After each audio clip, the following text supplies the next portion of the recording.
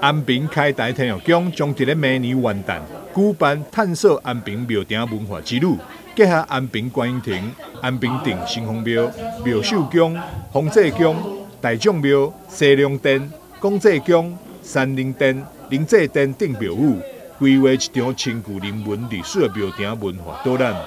拜殿，正殿安尼起来，有先1 W 无？因为伊讲就感觉。 咱举双手配合卡，欢迎大家来咱的安平看来较头意思。阮灵济殿是4间庙合作伙合出来的名，叫做灵济殿。当其时，咱安平拢是靠掠鱼为生，所以阮内面的神尊哦有够多。阮的主神是帝王爷，阮的帝王爷唔是持目标。 持目标是咱本身的五虎全顺，阮是飞龙在天的慈飞龙。开台体育馆主委罗友礼表示，台湾的历史起源就是安平，尤其明年台南400，因此特别选伫咧400档的头一天，举办这场探索安平庙埕文化之旅，将台湾的历史推介予更侪人了解。台湾建城就是为咱热兰遮开始，就是即阵的安平古堡。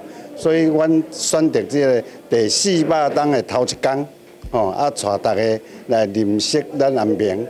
咱安平从古早到即阵所留落来这文史古物啦，拢会当伫遮靠咱六角头庙含遮的迄个公庙来介绍予大家了解。安平最自豪的就是长闽生活的结晶，400年长闽生活结晶是安平，长闽生活的一个信仰都在安平，所以安平六角头社的一块庙宇，跟妈祖都已经做过来，所以最早的一个叫寺庙群，所以我们叫做说台湾最早的寺庙博物馆。